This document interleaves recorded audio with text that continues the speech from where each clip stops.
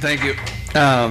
Doc told me last week, supposedly, that he was going to have me talk tonight.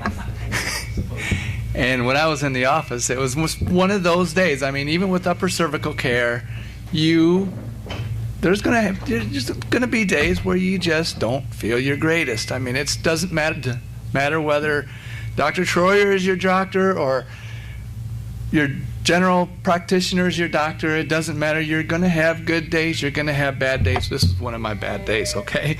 But I walked in the office, and supposedly he had asked me to talk tonight, and he reminded me of it tonight again.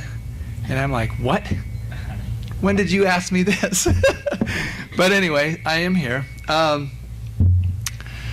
4 years ago, I came to Dr. Troyer. I'm going to turn this down a bit because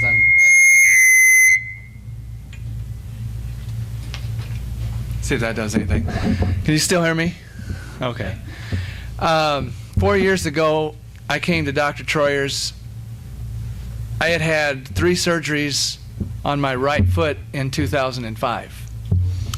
And in 2005, 3 surgeries did not fix the problem. I had been to Iowa City. They laughed at me. They told me there was pain clinics up here. My doctors that I had had, both for my foot and my regular doctors, I had been on approximately somewhere in the neighborhood of 20 pills a day to take care of my foot pain. And I said, you know, we need to get to the bottom of this. We need to figure out what is going on. Why is my foot hurting so bad? And, you know, what can we get done to correct this problem so I'm not in so much pain and I'm not on so many drugs? And of course my doctor said, well, we'll refer you up to Mayo Clinic because, you know, they're the infamous peoples around here. If you've got something wrong with you, that's where you go, right? Well, they didn't exactly laugh at me like Iowa City did, but they really didn't know which way to go. They'd put me through several different tests and, you know, does this hurt when I do this? Yes. But, you know, all these different tests. And finally we went back and the doctor said, well, here's what we want to do. We want to take and break every single bone in your foot. We want to put it all back together the way it's supposed to.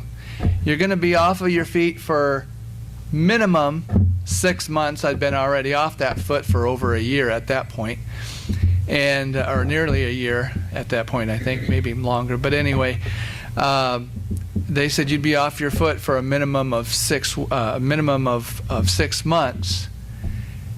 And he said, once we get that foot back, he said, your other one doesn't look good too, so we want to do the same thing with the other foot. And I looked at him and I said, thank you for your time, and I left, basically. I mean, they gave me a TENS unit that was supposed to try and help with the pain a little bit, some things like this, but they really didn't have any other answers other than to go through what they had suggested. And I said, no, I don't want to do that.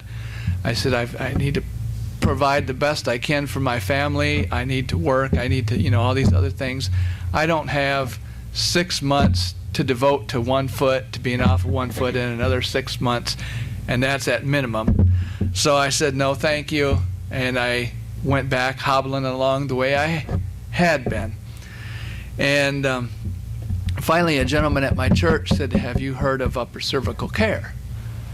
No. He says, I see this chiropractor, and well, you know, chiropractors kind of admit it.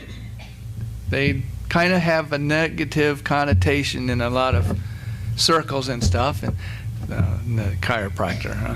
What chiropractor? For my foot? You got to be nuts, right? You know. All right. So I've been to Mayo. I've been to Iowa City. I've been to all these other doctors. I've had 3 surgeries.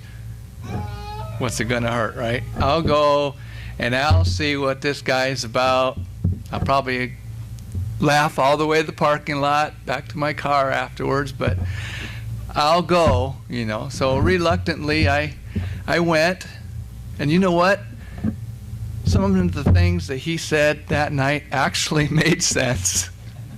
You know, when you think about it, the things that he was saying, when you have nerve interference up here, and your brain is sending these healing messages to all parts of your body, including my wounded foot. But my wounded foot wasn't getting those healing messages. Somewhere there's interference, and he was explaining about the interference that he clears up here. Just kind of starting to make a little bit of sense to me. We'll go through it. We'll see what he can do. If he doesn't do anything, it'll be just chalk it up just to the rest of them. If he does, hallelujah, right? So I made the appointment and went in, and I got my x-rays and gave me my first correction. And I'll tell you one thing that impressed me about this doctor. The next day after my correction, he called me on the phone. Now, by a show of hands, how many doctors, not counting Dr. Troyer, has ever called you to see how you're doing after they've helped you in the office? One? Okay, good. It was Dr. Zimmerman, right? Okay. But I had never had a doctor call me the next day. Hey, how you doing? We did this for you yesterday. How you feeling? I've never had that. That really impressed me. I'm like, Doc, I got a neck ache. I don't know what you did, but I got a kind of a neck ache. I'm not feeling too hot. He's like, well, your body's just working through some things. Your body's working through some things. And, the more I thought about that, my body was working through some things, because it wasn't just a foot problem that I walked in with. When I walked in the office, I had a cane, and I walked like an old man, and I was all hunched over, and Doc will testify to this. I just, I felt and looked like an 80-year-old. I don't mean to say if there's 80 years old, so don't get me wrong here, but I felt old, and but after some time had passed, and the next day he called, and how you doing? Well, I got this neck ache. Things are going back to where they're supposed to be. That's why things are hurting up here. Well, as time passed, I was able to get rid of my cane.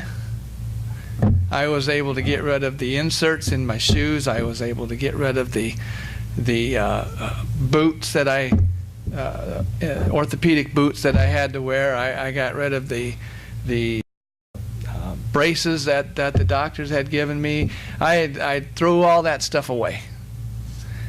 And the first time that they had a get-together was over at the Oster Regent Theater on Main Street. And at that point, I had been under care for about, what did we decide, 4 months, somewhere's in there, 3 months. And I was helping them carry tables. We went for a walk in the mall. My wife said, slow down.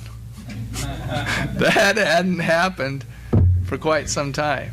And so 4 years later, we have done a few couple re-x-rays, I guess, and in fact, Doc just showed me some newer x-rays that was taken a couple months ago, and things are changing. Things are changing. Do I still have pain in my foot? Yes, but do I take 20 pills a day for the pain? No, I don't take any pills for my pain anymore. And I work at West High part-time in the dish room, and basically all the kids bring all their trays when they're done eating up to me, and I get to take care of what's left. And we have approximately 1,500 kids that come through in approximately 80 minutes or so, 75, 80 minutes. And it's a chore, but the job gets done. And do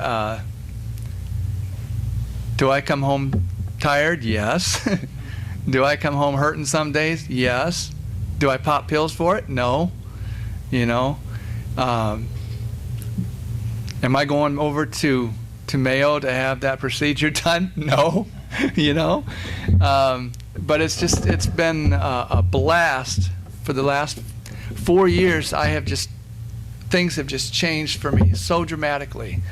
And after being under care for about 6 months, I could see the difference. I could feel the difference. I was able to do more things.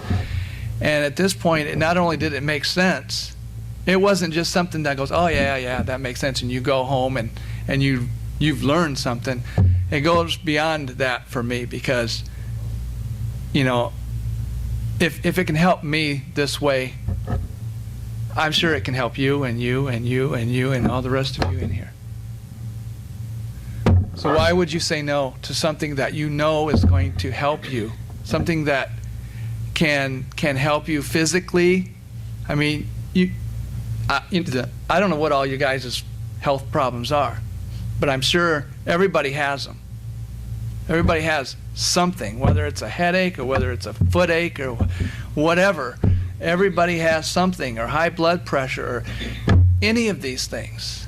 There's a list over here, and that list is just barely touches the tip of the iceberg of all the conditions in which upper cervical care helps. And, you know, there's no reason you should be depriving yourself of a better life. I can't say enough for upper cervical. That's why I'm in it. That's why my family's in it. That's why I tell everybody I come in contact, oh, you got what wrong with you? Let me tell you about something that can help you. You know, that's my story.